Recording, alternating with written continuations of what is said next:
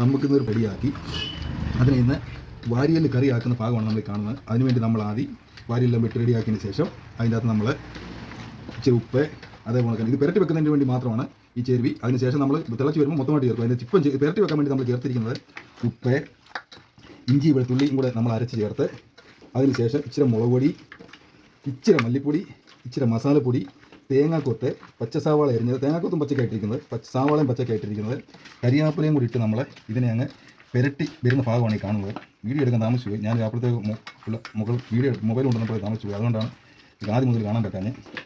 ഇതിൻ്റെ ഇത്ര സാധനം ഇട്ട് നമ്മളിതിനെ ഇളക്കി പിടിപ്പിച്ച് ഒരു അരമണിക്കൂർ നമ്മൾ ഇതിനെ ഇങ്ങനെ വെക്കും. എന്നിട്ട് നമ്മൾ വാഴയില വെച്ച് അടച്ചാണ് ഇതിനെ വേവിക്കുന്നത്.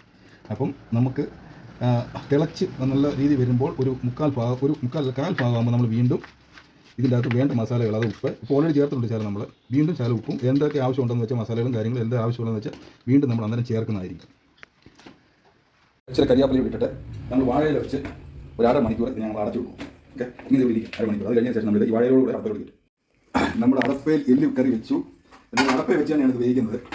അടപ്പയിൽ വെച്ച് തന്നെയാണ് നമ്മൾ ഇതിനെ ശരിക്കും കുക്കറിനകത്തല്ല അടപ്പയിൽ വെച്ചിരുന്നെങ്കിൽ നമ്മളിങ്ങനെ ഇളക്കി കൊടുക്കുന്നത്. സവാള എല്ലാം ഒരുമിച്ച് നമ്മൾ ആദ്യത്തെ സ്റ്റെപ്പ് അടപ്പയിൽ വെച്ച് വേവിച്ചെടുത്ത് വെള്ളോണ്ടിരിക്കുന്ന എല്ല് കറിയാണ്. ഇത് നമ്മൾ ആദ്യം ചേർത്ത മസാലകളോ അത് സാധനങ്ങളോ ഇതിന് ഇനിയിപ്പം ഒരു അരമണിക്കൂർ കഴിഞ്ഞതിന് ശേഷം നമ്മൾ ഇതിൻ്റെ അകത്ത് വീണ്ടും നമ്മുടെ ഇറച്ചി തിളച്ച് വരുന്നുണ്ട്. നമ്മുടെ ഇറച്ചി ഇങ്ങനെ തിളച്ച് ഒന്ന് ഇളക്കിയിടാം. നല്ല കളറായി വരുന്നുണ്ട്. നെയ്യൊക്കെ വെന്തിറങ്ങി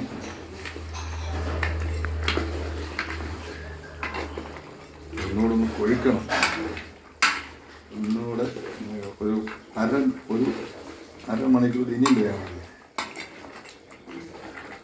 നമ്മൾ ശരിക്കും ഇങ്ങനെ പുകയുള്ള അടപ്പയിലിട്ട് വേവിക്കുമ്പോൾ എങ്ങനെ പോലെ ഒരു 2-2.5 മണിക്കൂറെങ്കിലും ഇറച്ചി അടപ്പയിൽ കിടന്നുണ്ടെങ്കിൽ കുക്കറിൻ്റെ അകത്ത് വെക്കാത്ത കാരണം ശരിക്കും. അപ്പോൾ അതുകൊണ്ട് വെന്തിറങ്ങി നല്ല ചാറ് നല്ല കൊഴുത്ത് വരുന്നു. ഇപ്പം തന്നെ ചാറ് കൊഴുക്കാൻ തുടങ്ങി എല്ലാം റെഡിയായി വരുന്നുണ്ട്.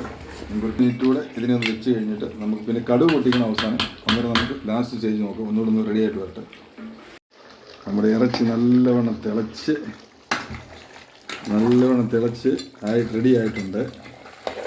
നമ്മൾ നല്ലവണ്ണം കൊഴുത്ത് ചാറൊക്കെ നല്ലവണ്ണം കൊഴുത്ത് റെഡി ആയിട്ടുണ്ട്. ഇപ്പം നമ്മൾ ഇതിൻ്റെ ഒരു ടേസ്റ്റ് നമുക്ക് നോക്കാം. ഒരു ചേണ്ടാണ് നല്ലവണ്ണം ചാറൊക്കെ കൊഴുത്ത് വേണ്ടോ. അപ്പം നമ്മളതിൻ്റെ ഒരു ടേസ്റ്റ് നമുക്കൊന്ന് നോക്കാം. നമുക്കിതിൻ്റെ ടേസ്റ്റ് ഒന്ന് നോക്കിയേക്കാം. ഇങ്ങോട്ട് നല്ല നെയ്യൊക്കെ റെഡിയായി വന്നിട്ടുണ്ട്.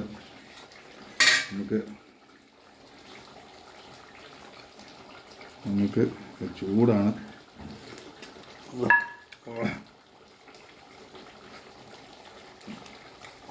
എല്ലാം സെറ്റായിട്ടുണ്ട്.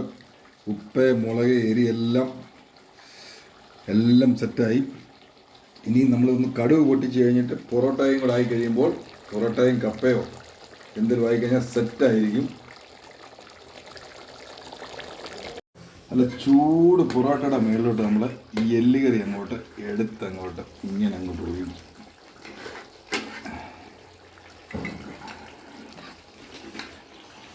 എന്നിട്ട് നമ്മളിതിനെ എല്ലിനെ കൂട്ടി അങ്ങോട്ട് നല്ല തേങ്ങക്കൊത്തൊക്കെ നല്ല സ്റ്റൈലായിട്ട് കിടക്കുക.